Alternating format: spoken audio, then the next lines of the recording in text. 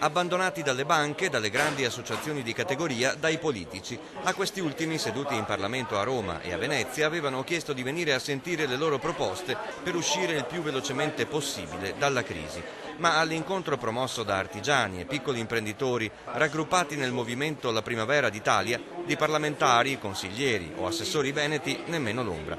Perciò il gruppo, nato spontaneamente nella scorsa primavera, dopo 2 suicidi di imprenditori nella zona di Schio, farà da sé. Se la classe politica sarà ancora sorda a questo, vuol dire che la Primavera d'Italia sarà costretta a entrare nelle liste civiche comunali, regionali e perché no anche nazionali. In ballo c'è la sopravvivenza delle loro piccole attività, per le quali dallo scorso tragico marzo non è cambiato niente, a parte lo slittamento dell'IMU e il divieto di pignoramento della prima casa. I crediti verso la pubblica amministrazione, ad esempio, rimangono fermi a Roma. La Primavera d'Italia propone allo Stato di lottare insieme contro l'evasione fiscale. In cambio, 0 IRAP agli imprenditori che rispettano gli studi di settore.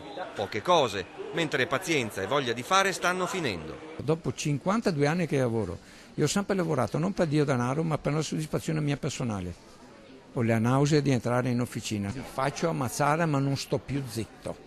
Questi qua fanno politica solamente per interesse e nient'altro. Degli italiani non gliene frega assolutamente niente. Con gli artigiani e i piccoli imprenditori il mondo del credito è ingessato. L'argomento banche rimane spinoso.